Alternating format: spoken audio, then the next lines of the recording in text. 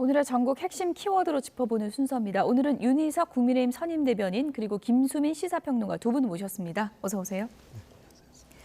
네, 먼저 첫 번째 키워드 영상으로 보겠습니다. 서울을 가랍니다, 저보고. 일량한 정치 인생 연장하면서 서울 가지 않겠습니다, 여러분. 국민의힘 장제원 의원이 선친 고 장성만 전 국회 부의장의 산소를 찾았습니다. 장 의원이 사진과 함께 공개한 글은 이제 잠시 멈추려 합니다. 저는 22대 국회의원 총선에 출마하지 않겠습니다.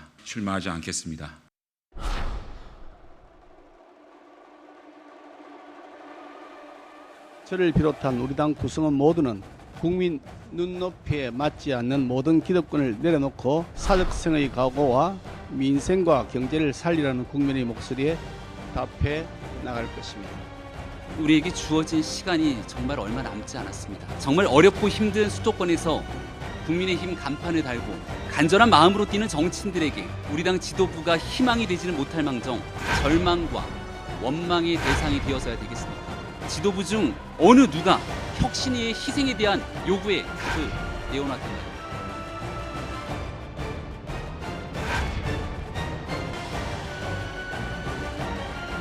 김기현 대표에게 남은 시간이 한 열흘 정도. 제가 이제 김기현 대표 앞에서 무릎 꿇고 빌고 싶은 심정인데요. 민주당 지지자들이 김 대표가 계속 대표하면 땡큐, 만수무강을 기원한다, 뭐 이런 지금 조롱을 하고 있는 단계거든요.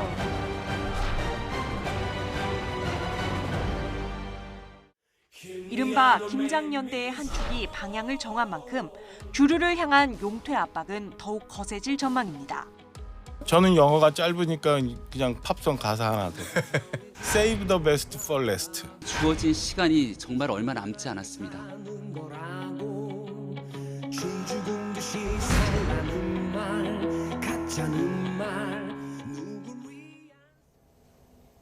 네, 김장연대의 한 축, 핵심 윤핵관 장제원 의원이 오늘 불출마를 조금 전에 선언했습니다. 배경을 어떻게 봐야 될까요? 장제원 의원은 그동안 솔직히 직간접적으로 윤석열 정부의 성공을 위해서 본인이 뭔가 헌신하겠다는 뜻을 밝혀온 걸로 저는 이해하고 있었습니다. 예. 어쨌든 어제가 또 공교롭게도 혁신위 활동이 공식적으로 마감되는 날이었고 당내외에서 여러 가지 그 혁신안 처리 관련한 문제들이 불거지는 가운데 본인이 그 시점을 적절히 찾아서 아주 어제 결단을 내린 것이다. 당을 위한 희생이었다고 저는 평가하고 싶습니다. 네, SNS에는 어제 잠시 멈추려 한다. 아버지 산소를 찾은 사진을 공개하면서 이런 얘기를 남기기도 했었는데요. 시점을 좀 오래전부터 이 시점 정도로 하자라고 정했다고 보십니까? 뭐 그게 오래전부터 생각을 했던 시점은 아닐 수 있겠고요.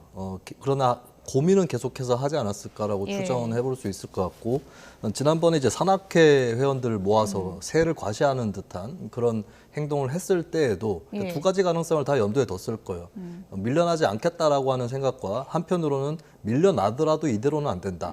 뭔가를 좀 보여주고 밀려나야겠다라고 하는 생각이 두 가지가 다 있었을 수 있다라고 하는 건데, 근데 그것은 한마디로 얘기해서 이제 여러 가능성을, 두 가지 가능성을 열어놓고 이제 Y자 도로의 그 갈림길이 나오기 전에 그 하나의 길을 계속해서 달리는 그 정도의 수준이었던 것이고, 그 속에는 불출마 가능성이라든지 이런 것들도 염두에 두고 있었을 거다라고 추정을 할 수 있겠습니다. 그리고 최근에 돌아가는 상황들이 국민의힘한테 굉장히 엄중한 것은 여러 지표에도 나타나지만은 내년 총선이 녹록지 않다라고 하는 게 일관되게 나타나고 있고, 심지어는 부산, 경남, 울산 쪽에도 여론이 그렇게 좋지는 않은 상황이거든요. 그런 상황에서 이제 본인이 좀 결단을 해야 되겠다라고 하는 그런 필요성 느꼈을 것이고, 그리고 윤석열 대통령의 행보 같은 경우도 좀 혁신위에서 요구했던 험지 출마, 불출마 이런 것들에 대해서 응답할 필요가 있다라고 하는 그런 것들이 직간접적으로 좀 전해지지 않았을까 이렇게 보여집니다. 민심의 흐름 그리고 윤석열 대통령의 의중 이런 걸 이제 고려했다고 분석을 해주셨는데요. 장제원 의원 오늘 기자회견을 열고 불출마하겠다 공식 선언했습니다. 오늘 내용을 좀 듣고 오겠습니다. 저는 22대 국회의원 총선에 출마하지 않겠습니다. 역사의 뒤편에서 국민의힘의 촌성 승리를 응원하겠습니다. 가슴이 많이 아픕니다. 국회의원직에 대한 미련도 정치에 대한 아쉬움 때문도 아닙니다. 오직 저를 믿고 한결같이 응원해 주신 사상구민께 죄송한 마음 때문입니다. 존경하는 사상구민 여러분, 감사했습니다. 평생 살면서 하늘 같은 은혜 갚겠습니다. 사상구민과 함께 만들어간 꿈은 반드시 이루어질 거라고 믿습니다. 또 한 번 백의종군의 길을 갑니다. 이번엔 제가 가지고 있는 마지막 공직인 국회의원직입니다. 윤석열 정부의 성공보다 절박한 것이 어디 있겠습니까? 총선 승리가 윤석열 정부 성공의 최소한의 조건입니다. 그래서 제가 가진 마지막을 내어놓습니다. 이제 떠납니다. 버려짐이 아니라 뿌려짐이라고 믿습니다. 사랑하고 존경하는 당원 동지 여러분, 부족하지만 저를 밟고 총선 승리를 통해 윤석열 정부를 성공시켜 주시길 부탁드립니다. 감사합니다. 네, 불출마 선언한 장제원 의원 얘기를 좀 들어봤는데 나를 밟고 윤석열 정부 성공시켜달라 이렇게 얘기를 했네요. 장제원 의원이 오늘 길지 않은 메시지를 통해서 하시고 싶은 말씀 다 했다고 봅니다. 가장 중요한 얘기가 총선의 승리가 윤석열 정부 성공의 최소한의 조건이다. 이 얘기입니다. 장제원 의원이 그동안 뭘 잘못했기 때문에 이런 요구가 있었다고 저는 보지 않습니다. 장제원 의원이 윤석열 정부 출범에 가장 큰 공을 했고 큰 역할을 해왔던 분이니만큼 본인이 가질 수 있는 어떤 기득권이라는 것을 과감하게 포기하고 미래를 향한 다른 행보를 보이는 그 모습이 국민들께 감동적으로 비칠 수 있는 것이고 그것이 윤석열 정부가 처음에 내걸었던 공정과 상식이라는 캐치프레이즈에 맞는 움직임이 될 것이다. 그것에 맞춰서 큰 결단을 한 것이기 때문에 오늘 장제원 의원의 이 메시지 또한 울림이 클 것이다. 저는 이렇게 높이 평가하고 싶습니다. 네.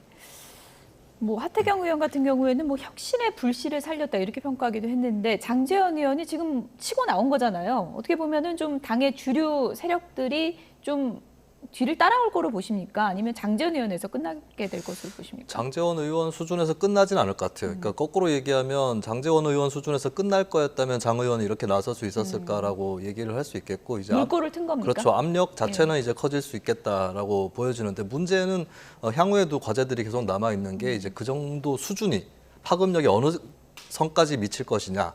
이게 이제 관건이 되겠고, 뭐 김기현 대표 거취 문제가 대표적으로 거론이 되고 있기 때문에 그 어떤 물결이 어디까지 가느냐 이게 추후의 숙제일 것이고, 그리고 좀 더 나아가서 생각을 해보면 그러면 장 의원 등등 해서 그렇게 해서 자리를 비운 그 자리에 누가 들어올 거냐 했을 때 저는 대통령실 출신이라든지 특히 검사 출신이 그 자리로 들어간다. 라고 한다면 그 효과는 굉장히 상쇄되고 혹은 역효과가 더 클 것이다 이렇게도 내다볼 수 있겠습니다. 그래서 이번에 이제 장제원 의원의 저런 행보는 국민의힘 입장에서는 안 하는 것보다는 하는 것이 낫겠다라고 평가를 해볼 수 있겠지만 그 효과가 구체적으로 총선에서 파급력을 미치기 위해서는 향후에 국민의힘에서 후속 행동들이 얼마나 나오느냐 여기에 달려 있다고 보여집니다. 대변인님, 저 궁금한 게요. 지난달 이제 지역 행사에서 알량한 정치 인생 연장하려고 나 서울 가지 않겠다라고 큰 소리로 주민들에게 외쳤잖아요.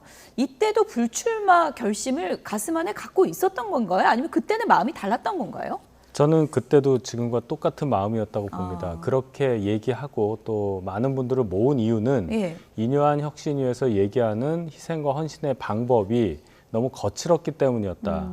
그런 형식에 화답하는 방식으로는 본인의 결단이 비춰져서는 안 된다. 아마 이런 생각이 컸을 것이고 그렇기 때문에 이 발표 시점도 혁신위가 존속하는 기간에 안 하고 혁신위가 종료하고 6시간 정도 있은 다음에 이것을 발표한 것이 아니냐. 즉 혁신위가 활동하고 있는 동안에 이런 결단이 나오면 마치 혁신위의 요구에 따라서 밀려서 하는 모양새가 되니까 그런 부분까지 고려한 어제의 발표였다고 생각합니다.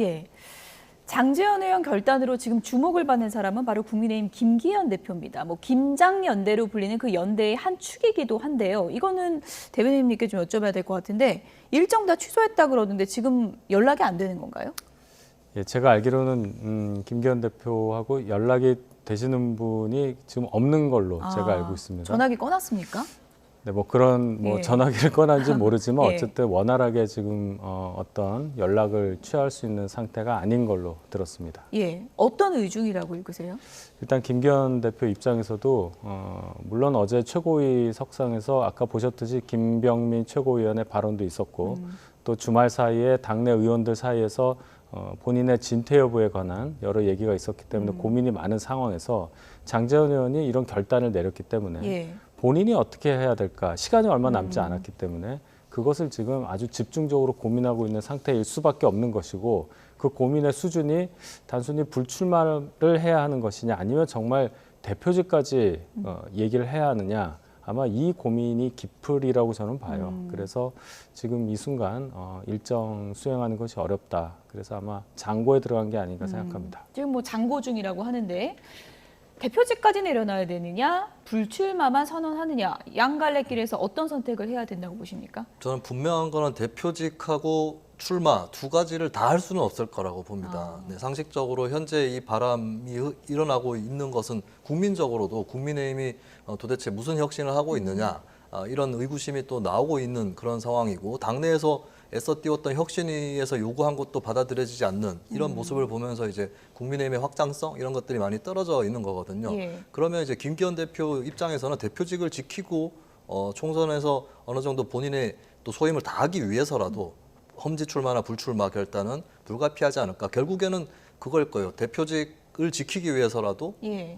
불출마를 해야 되지 않을까라고 하는 거고 지금 현재 연락이 안 되고 있고 그런 것은 사실 이거는 대외적인 메시지이기도 합니다. 예, 그게 조용하게 고민을 하겠다라고 하면은 뭐 핸드폰을 굳이 끌 필요도 없을 것이고 연락도 어느 정도는 될 수 있을 텐데 현재 이미 예고에 들어간 게 아닌가 싶어요. 그래서 조만간에 선언이 나올 가능성이 상당히 크지 않을까. 발표 임박입니까? 저는 그렇게 봅니다. 그게 아니라면 이렇게까지 행동을 취해야 될 필요도 없고 그리고 김기현 대표는 원래는 총선에 임박해가지고 좀 불출마를 선언하고 싶은 그런 심사도 있었을 거예요. 왜냐하면 사람 심리라는 것이 옛날에 이제 개콘에도 보면 내 뭐 하고 하려고 하고 있는데 뭐 이런 게 있지 않습니까? 근데 그렇게 하려고 하고 있는데 누가 마침 그거를 막 요구하고 압박하듯이 하면은 당장에는 받아들이고 싶지 않은 것이 사람의 심리거든요. 그게 아마 혁신위에 대해서 계속 김기현 대표가 튕겨내는 그런 심리적인 기저에 깔려 있는 그런 부분이었을 텐데 이제 혁신위 활동도 끝이 났고 마침 장제원 의원이 돛을 올려버렸기 때문에 거기에 부응해야 되는 그런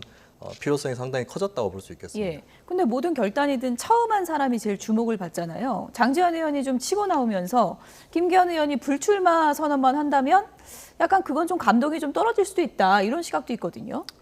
네, 그런 면에서 타이밍이 좀 늦은 거 아니냐는 지적이 분명히 있습니다. 그런데 김기현 대표는 평의원이 아니라 당대표입니다. 당대표의 가장 큰 임무는 당을 질서 있게 끌고 가는 거예요. 본인의 거취를 가볍게 어떤 요구에 따라서 결정한다거나 흔들리는 모습을 보여주는 것은 당대표로서의 소임을 다하는 것이라고 볼 수가 없겠죠. 그런 차원에서 김기현 대표는 정말 개인적으로 굉장히 많은 고민을 그동안 해왔다고 보고 그 모습이 어떤 기득권 지키기라든지 개인적인 욕심을 버리지 못했다 이렇게 해석되는 것을 저는 대단히 안타깝게 옆에서 지켜봐 왔습니다. 네, 지금 타이밍이 좀 늦었다고 보십니까? 개인적으로는? 제 생각은 어느 정도 뭔가 조금 더 구체적인 해석이 가능할 수 있을 정도의 메시지가 선행됐으면 이렇게까지 몰리는 상황은 아니었을 텐데 그 점은 조금 아쉽게 봅니다. 예. 박정화 대변인은 이런 시각을 내놨습니다. 영어로 이제 표현을 하셨는데 Save the best for last. 그러니까 투표장에 가는 그날에 여운이 좀 남으려면 지금이 아니고 좀 뒤로 미뤄야 된다 이런 시각인 것 같거든요. 동의하십니까?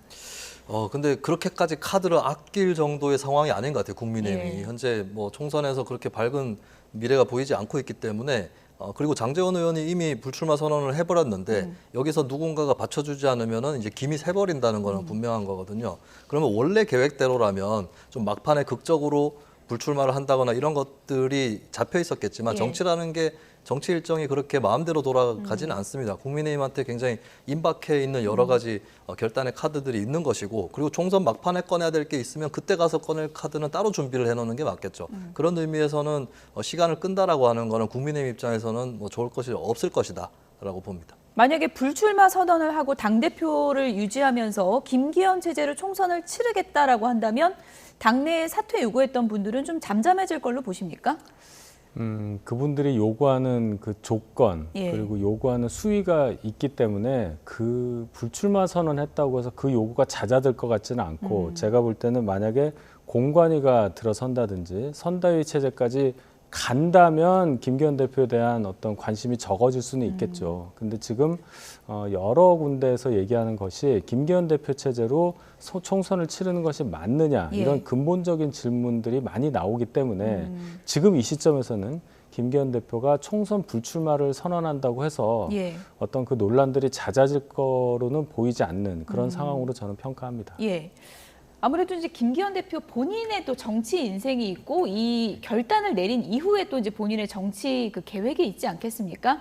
대표직까지 내려놓는다면 김기현 대표 입장에서는 엄청난 좀 타격을 입을 가능성도 있는 건데 그런 결단을 할 수도 있다고 보십니까? 저는 자신이 여기서 밀리면 다 끝난다라고 생각하는 거는 좀 소인배 정치인 것 같아요. 그리고 김기현 대표 정도의 다선 의원이고 울산시에서 광역단체장까지 역임을 한 분이라면 다음 차례라고 한다면은 대통령 정도거든요. 아니면 뭐 국무총리라든지 이런 자리로 입각을 하는 예. 건데 그렇다면 큰 승부를 해야 되는 거고 자기가 의원 사실 우리나라의 의원이 300명인데 그중에 한 명이 다시 되기 위해서 안간힘을 쓰는 그런 모습을 보여준다면 당선이 되더라도 앞으로의 정치 인생을 밟지 않을 것이다라고 하는 거죠. 그러면 중대한 승부를 걸어야 된다고 했을 때는 이번 총선에서 불리함을 무릅쓰는 뭐 험지 출마라든지 불출마 이런 것들이 수반되지 않으면 김기현 대표의 정치 진로도 어두울 것이다. 저는 장제원 의원 또 그것을 알고 있기 때문에 예. 불출마를 선언했다고 봐요. 그런 것을 본인의 이기적인 입장에서 보더라도 합리적인 전략이 뭐냐라고 했을 때 내려놓는 것 이것만한 답은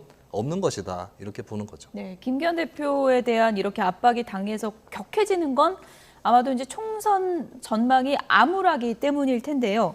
안철수 의원이 밤에 잠이 안 온다 이렇게 하면서 SNS에 글을 올렸던데 내년 총선 전망을 55에서 60석 이렇게까지 낮춰 잡으면서 이렇게 되는 건 아니지 걱정이 돼서 잠이 안 온다 이렇게 얘기를 했고요. 그리고 하태경 의원은 지금 100석조차 위태롭다. 당 지지율이 지금 뭐 지하를 뚫고 가고 있다 이렇게 얘기를 했고 이준석 전 대표는 안철수 의원보다는 좀 높게 잡았네요. 83에서 87 이 정도로 예상을 했습니다.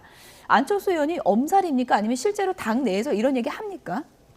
그런 얘기를 하죠. 그런 얘기를 합니까? 네, 구체적인 예상 의석수의 숫자에 대해서는 다들 차이가 있겠지만은 지금 이 상황이 저희가 적어도 이 극심한 여소야대 상황을 뚫고 제대로 된 국회 상황을 만들어서 윤석열 정부를 뒷받침하는 그런 모양새를 만들기 대단히 어려운 상황이라는 인식에 대해서는 공감을 하고 있습니다. 다만 이제 표현의 문제인데요. 예를 들어 하태경 의원 같은 경우에 표현이 좀 과해서 저희 입장에서 보면은 굉장히 당황스러운 부분이 좀 많습니다. 예. 물론 당 상황이 좋은 건 아니지만 저분도 어차피 저희와 같이 총선을 해야 될 텐데 저렇게까지 얘기하실 필요가 있느냐 그런 면에서 보면 좀 아쉬운 면이 있고 이준석 대표의 예상이 어느 정도 뭐 구체성을 갖고 있겠지만은 지금 이 상황에서 숫자는 큰 의미가 없어요. 어쨌든 민주당과 저희 당이 전국을 양분하고 있는 상황에서 결국 중도층의 마음을 어떻게 얻을 수 있느냐 그 싸움이기 때문에 남은 4개월 동안 양당이 어떻게 경쟁할 수 있는 여건을 만드느냐 거기에 따라 결과는 바뀌리라고 저는 봅니다. 네.